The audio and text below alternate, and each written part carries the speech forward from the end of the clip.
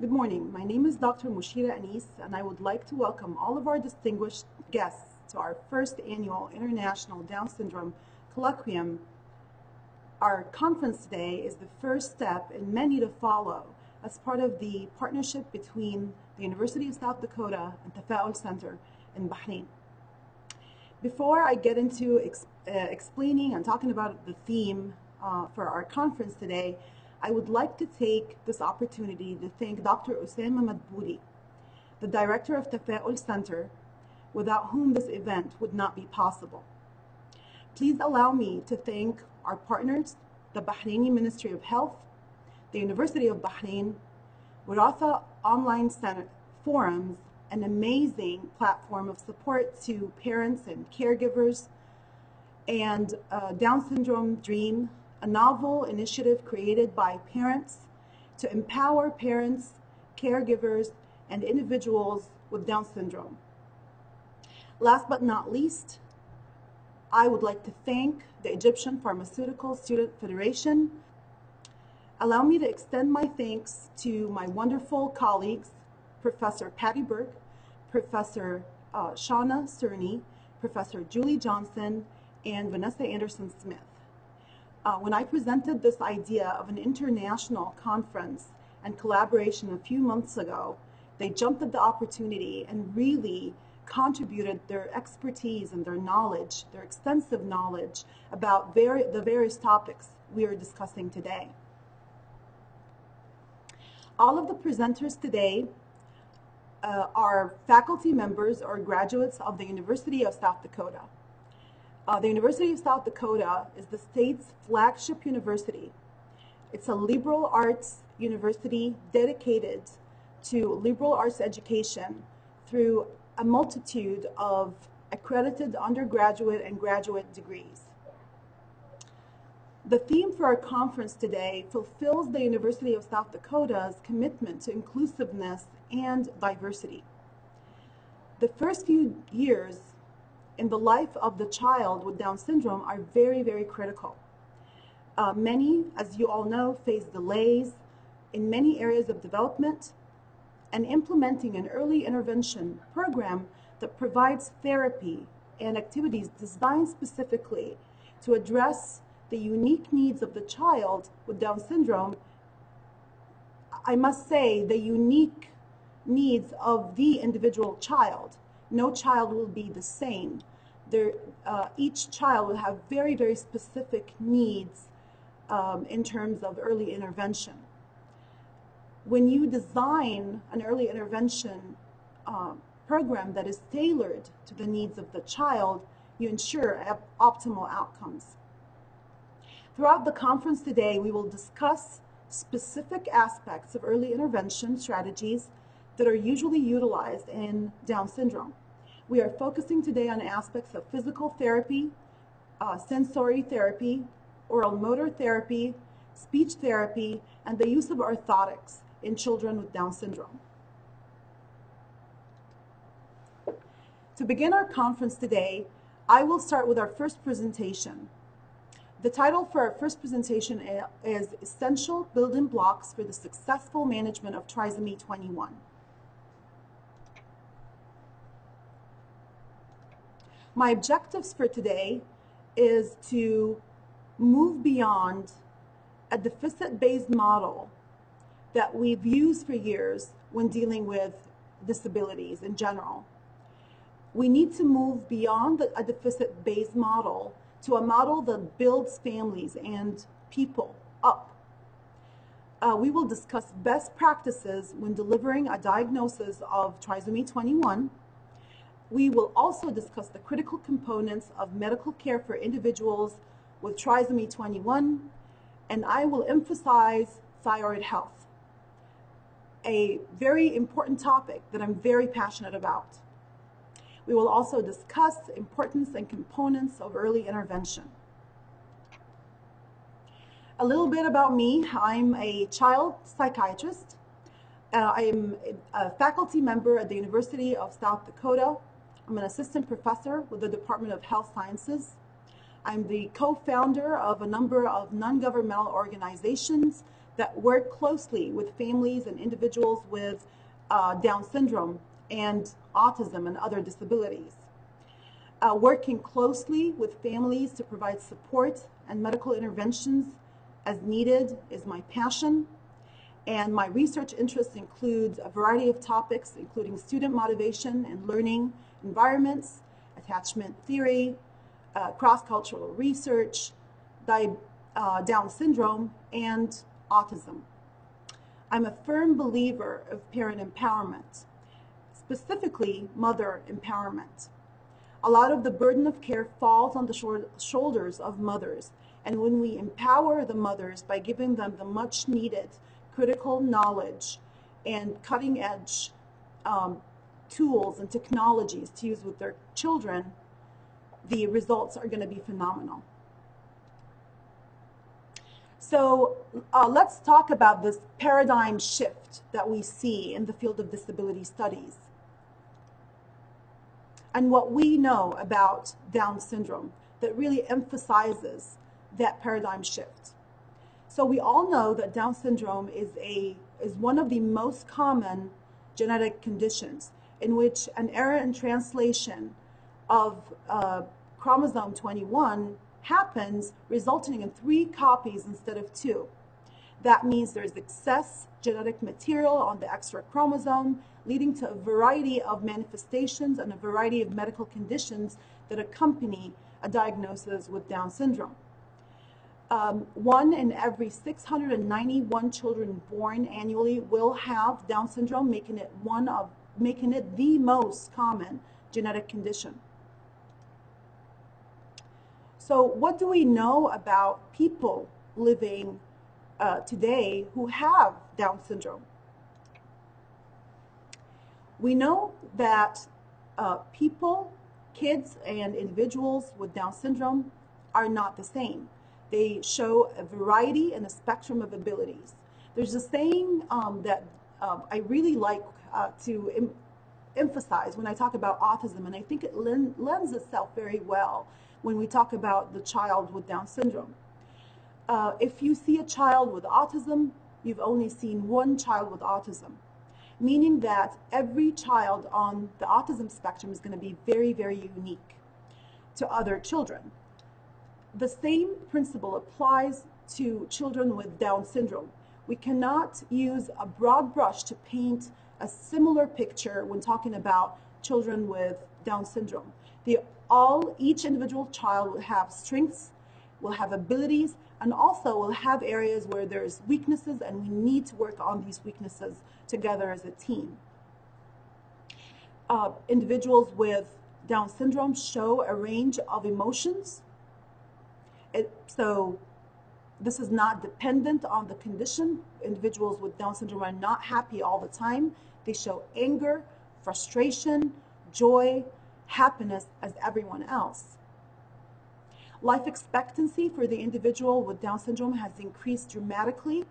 So the average life expectancy as of today is 58.6 years of age, and this number is actually increasing as we speak because of the variety of advances in health care. The medical advances in the area of genetics provide a wealth of opportunity to improve quality of life. We have different Trisomy 21 research groups that have already identified candidate genes that are potentially involved in the formation of specific Down syndrome features. These advances in turn may help develop targeted medical treatments for persons with Trisomy 21. Many are advancing today, and many are being proposed. We currently have a mouse model for Down syndrome, and this has been used in research of Alzheimer's, specifically Alzheimer's disease research, and a lot of the findings from that research can be implemented to the population with Down syndrome. People with Down syndrome contribute to their families, their schools, their co-workers, their employers, and society. And many, many adults with Down syndrome attend college, have jobs, or marry. we need to really emphasize that people don't suffer from Down syndrome. In a study conducted by Brian Scott Co., 99% of adults with Down syndrome reported that they were very happy with their lives. In the same study, only 5% of parents reported feeling embarrassed by their child with Down syndrome. On the contrary, 99% of parents report that they love their son or daughter with Down syndrome. 97% report that they're proud of their son or daughter with Down syndrome, and 79% felt that their outlook on life was more positive because of their child with Down syndrome. When we look at siblings of children who have Down syndrome, 97% of brothers and sisters aged 9 to 11 said that they love their sibling. It's reported in the research that siblings are more compassionate, are well-adjusted, and parents themselves report that about 95% of time their sons or daughters without DS have good relationships with their siblings with Down syndrome.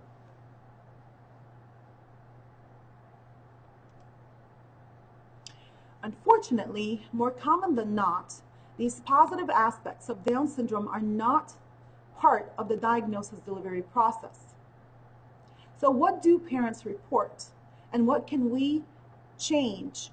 What can we do to change what the parents report currently?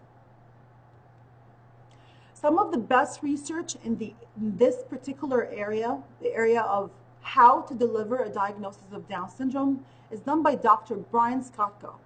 He's a board-certified medical geneticist and co-director of the Down syndrome program at Massachusetts General Hospital. He himself is a sibling to Krista, an adult with Down syndrome. One of the amazing books out there that he co-authored is Common Threads. I encourage you all to try to get a copy of this book. It's a book that celebrates the life of many individuals with Down syndrome, emphasizing their abilities and their contributions. In his work, Dr. Scott Co asked almost 3,000 mothers who have children with Down syndrome to report on their experiences and how doctors delivered a diagnosis of Down syndrome. Stories were sensitively honest and offered a lot of insight into this often neglected area. So a central question was posed to the mothers. How would medical support have been better when you received the diagnosis of Down syndrome for your child? What are some of the emotions that you experienced when you first heard the diagnosis? So a lot of the mothers reported feelings of being depressed, devastated, helpless, frightened, anxious, shocked. And then when the diagnosis was delivered, they felt that a lot of the information that was shared made them feel overwhelmed. A lot of the information was outdated, was insensitive, and sometimes incorrect. The majority of mothers felt that their physicians failed to discuss the positive aspects of Down syndrome and that they focused on the negative aspects when delivering the diagnosis. Some mothers found that the information they received, again, was insensitive, incorrect, and unnecessary. Based on this research, we have a number of recommendations that mothers and fathers contributed and suggested.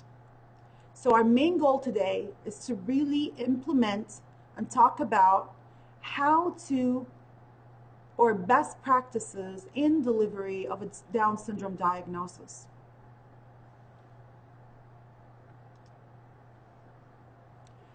First and foremost, remember, a baby is born. So congratulate the parents. This is a celebration of a new life. Congratulations are due. And a lot of the mothers state that they would rather have their obstetrician with whom they have a relationship that extended throughout the prenatal care period, delivered the diagnosis. Other mothers noted that they would prefer a pediatrician delivering the diagnosis with experience and knowledge about Down syndrome. So that was kind of the theme. They want a physician who is knowledgeable about the condition and can answer questions accurately and to the point. They also indicated that it's most helpful when the different specialists work together. Thus, an implementation of an interdisciplinary team approach is instrumental during this time. Mothers in Skotko's research reported that they received the diagnosis from a variety of healthcare providers, pediatricians, neonatologists, obstetricians, genetic counselors, nurses, and in some cases, lactation specialists and a volunteer at the hospital. Sometimes the mothers reported that physicians would inform the father, and then the burden of delivering the diagnosis to the mother would fall on the other parent's shoulder. So when do we want to deliver the diagnosis? Please use your best judgment. We do not want to elongate the period of waiting, so we need to deliver the diagnosis as soon as possible, and we don't want to wait for the karyotyping. So Down syndrome is relatively easy to diagnose based on the facial features and based on some of the characteristics that the child will show. Once we suspect that the child has Down syndrome, we need to inform the mother, but we need to make sure that the mother has been settled in and stabilized. Some mothers actually reported receiving the diagnosis immediately right after birth while their episiotomies were being stitched. So this is kind of up to the physician, up to the obstetrician or the geneticist or the pediatrician delivering the diagnosis. We want to make sure that the mother is stable enough, and we want to make sure that the period of silence is not elongated beyond what is needed.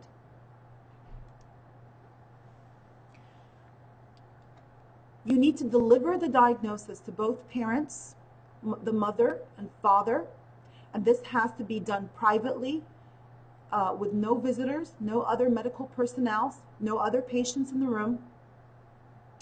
And then we really want to focus on this, that the diagnosis of Down syndrome is as novel to the father as it is to the mother. And we should not, as physicians, expect that the fathers are the ones that share the news with the mothers. We want to emphasize that there is no specific reason behind Down syndrome. It's no one's fault. It's not the mother's fault. It's not the father's fault. We want to provide sound medical opinion. We don't want to provide any outdated information. Definitely, we need to provide some information. So delivering the diagnosis and just leaving is not going to cut it. So you want to provide accurate, sound medical opinion. Please use neutral language. That's very important. So instead of saying things like, "I'm so sorry, I have bad news," we can just say, "I have the results of the karyotyping. I have the results of the echocardiogram." So please be as neutral as possible. Don't share any personal opinions with your patients.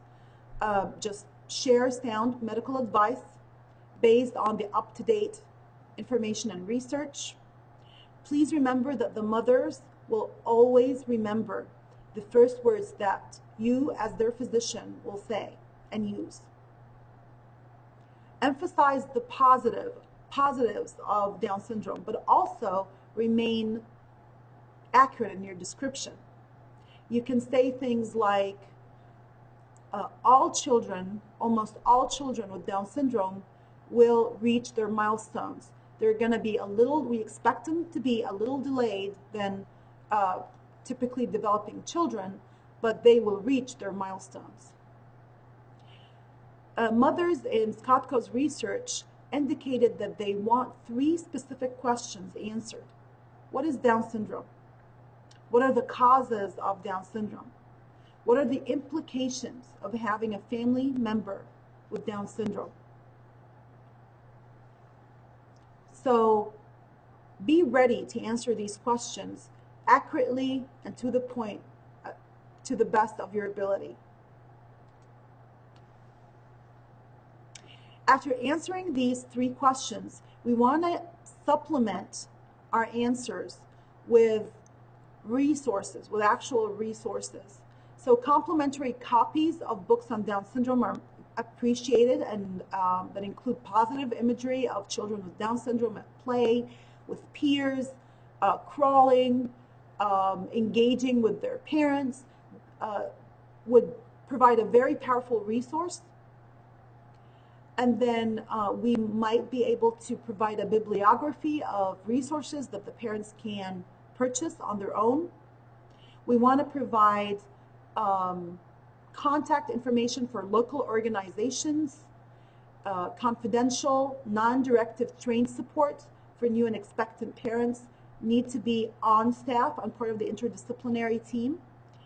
And we want to provide connections to support community. So other families maybe other families from your own practice that are willing to be a support system to newly diagnosed parents.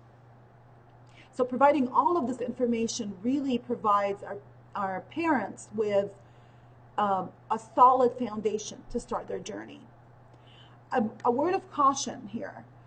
Sometimes we can go overboard with our helpful resources. We might give the parents a number of books, a number of community resources, contact information, but then we want to sit down with our patients and really emphasize 1 or 2 things they want to really concentrate on during the first few months of the child's life. One of the best advices you can give your patient is to go home and enjoy their child. Enjoy their child as if it did not have Down syndrome, because the child, he or she, is no different from other children, from other babies. They need to be taken care of, they need to be cuddled, they need to be fed, changed, and most of all, loved by their parents.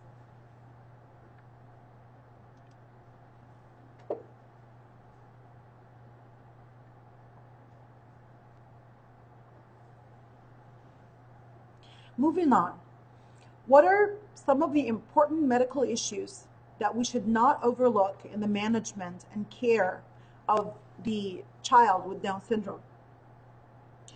Once a diagnosis of Down syndrome is suspected, first and foremost, and before drawing blood for karyotyping, we need to immediately perform an echocardiogram.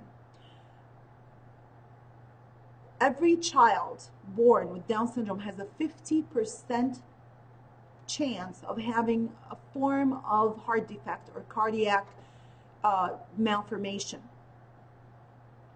This echocardiogram needs to be read by a pediatric cardiologist, and we need a referral to a pediatric cardiologist as soon as possible. Once a postnatal echocardiogram results are flagged as abnormal. This is the most important piece in the medical care of individuals with trisomy 21, ensuring that the cardiac condition is fine. If not, refer to the cardiologist and ensure that there is optimal care being given and necessary care is being given for that condition. I cannot emphasize this enough. As we are drawing blood to do the karyotyping. We need to draw samples to run a complete blood count and a complete thyroid panel. And of course, the karyotyping. One of the easiest ways, one of the newest technologies, the FISH fluorescent in situ hybridization technology, should be available. This provides results within 24 to 48 hours, and it only indicates that there is an extra copy of chromosomes of chromosome 21 is actually present. It cannot detect translocations. Therefore, a positive FISH test should be confirmed by a complete chromosome analysis to identify translocations. But nonetheless, having results within 24 hours to 48 hours is really offers a lot of relief to the parents. When we do the CBC, we're trying to exclude, or we are excluding some hematological abnormalities that are common in the child with Down syndrome. And of course, when running the thyroid panel, we are looking for congenital hypothyroidism, something that we will discuss later on in more details. Identification of feeding problems. As we all know, the infant with Down syndrome has almost every child born with Down syndrome will have some form of hypotonia, and they will be sometimes exhibit slow feeding, sometimes they will exhibit choking while feeding, and we really need to follow that up and provide necessary feeding therapy and feeding consultation to the parents. We want to exclude any gastrointestinal problems. We want to exclude congenital hearing loss, and by doing a hearing screening, and we want to exclude congenital cataracts by doing a vision screening as well.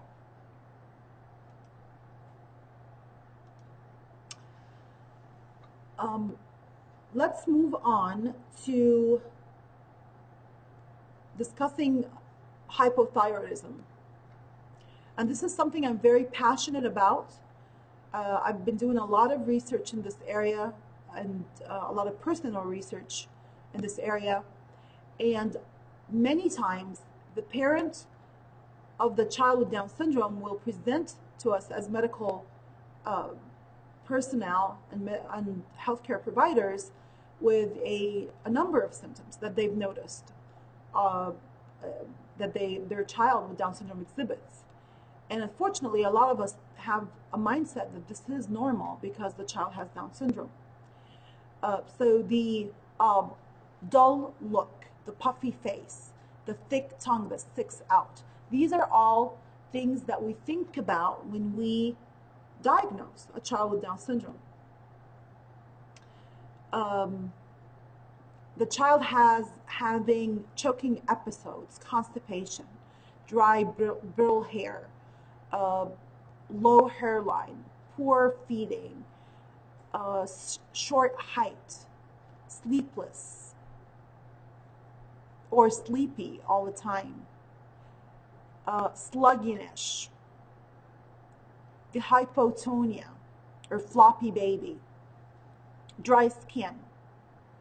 These are all symptoms of severe hypothyroidism. And I hope you guys can see the crossover between some of these, almost all of these symptomatologies and some of our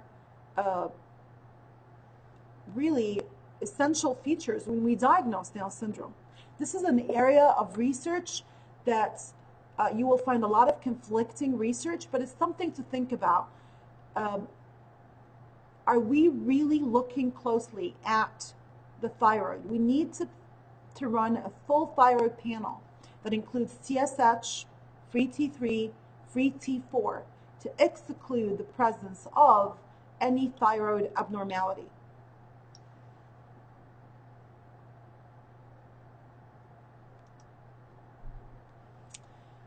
As I said before, as I mentioned before, the research is a bit conflicting in terms of percentages of individuals with Down syndrome who have thyroid problems. You're going to read anywhere from 0% to up to 60% prevalence in some of the research, bringing the average to a little over 20%, making thyroid disease the most frequent endocrine abnormality in children with Down syndrome. So let's take a look at the reasons behind the higher rates of thyroid disease. So whether you're looking at hypothyroidism or hyperthyroidism, there's an increased risk for both conditions in the population with Down syndrome. As we all know, one of the biggest physiological obstacles that face the individual with trisomy 21 is oxidative stress. And the reason behind that is overexpression of the gene responsible for the enzyme superoxidase dismutase, SOD1, which is coded on chromosome 21. This results, and let me emphasize that the overexpression of this specific gene happens in almost 50% of our population with Down syndrome. This results in an increase of reactive oxygen species, ROS, due to the overproduction of hydrogen peroxide, leading to an end result of oxidative damage of DNA, proteins, and lipids. Thus, oxidative stress may play a role that is very important in the overall pathogenesis of Down syndrome.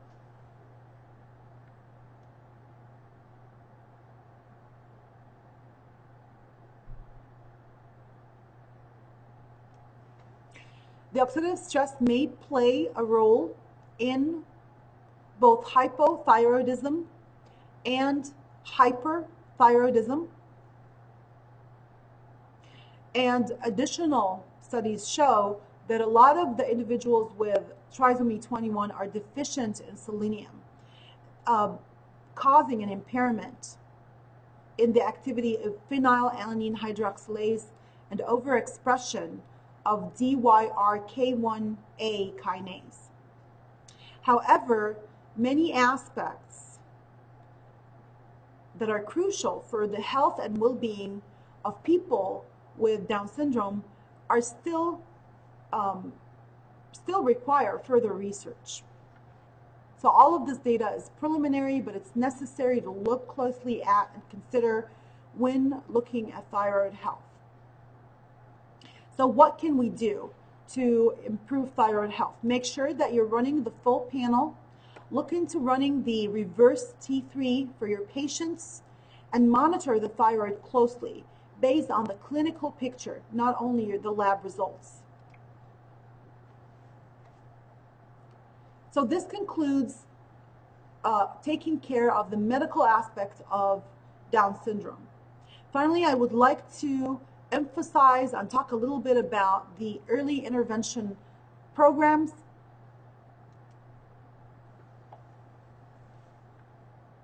So as we all know, children with Down syndrome go through the same stages of development as any typical child. The difference that compared to their peers, it will take the child with Down syndrome longer to achieve milestones. Things like rolling over, sitting, crawling, walking, jumping, running will happen, but it will happen in a much delayed fashion when compared to typically developing child. So how can we support the child with Down syndrome in a way that will provide an optimal environment for development? I consider breastfeeding the #1 early intervention strategy that mothers need to implement. The picture that you see here is based on MRI images coming out of the Brown University Baby Imaging Lab. So while the babies were asleep, MRI imaging of their brains were taken. These images show the development of myelinization in each child And definitely you can see the impact that breastfeeding has on the myelinization of the brain. Not only that, but breastfeeding offers amazing opportunities to practice oral motor therapy with our children because of how they exercise the mouth, the tongue, the jaw muscles are all involved in breastfeeding.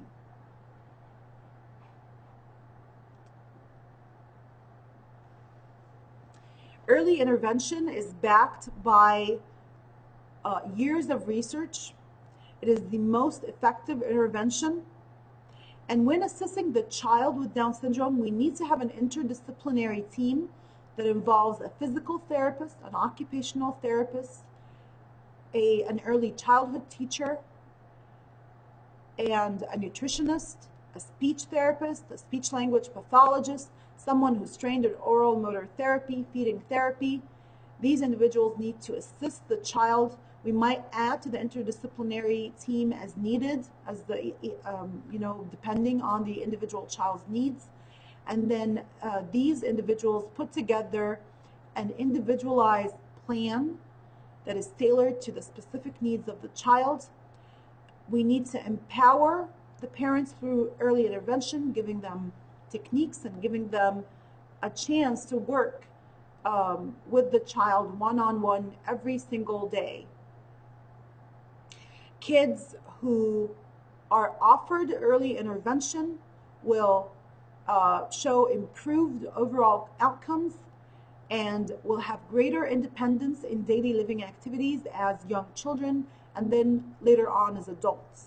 They will have improved social skills, and later on they will be ready for an inclusive learning environment in which the child with Down syndrome is learning from their peers, but also typical children will learn from the child with Down syndrome. The research is telling us that typical children learn about diversity, about friendship, about kindness, about inclusivity from an early age when they are in an inclusive environment with children with Down syndrome and other disabilities.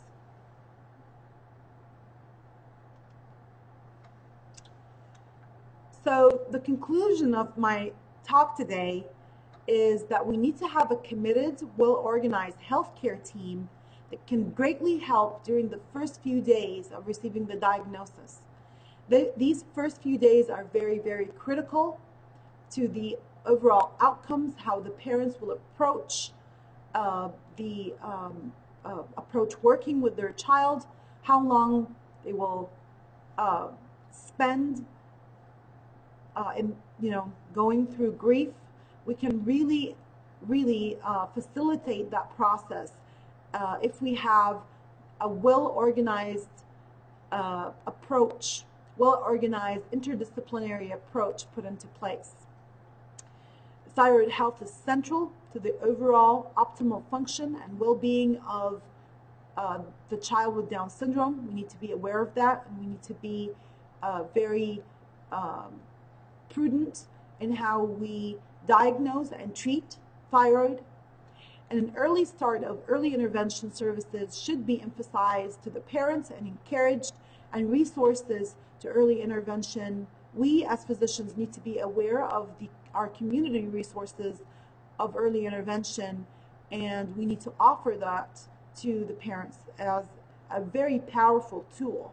This concludes my talk today about the early building blocks in the management of Trisomy 21. Thank you for joining us today, and thank you for being great listeners.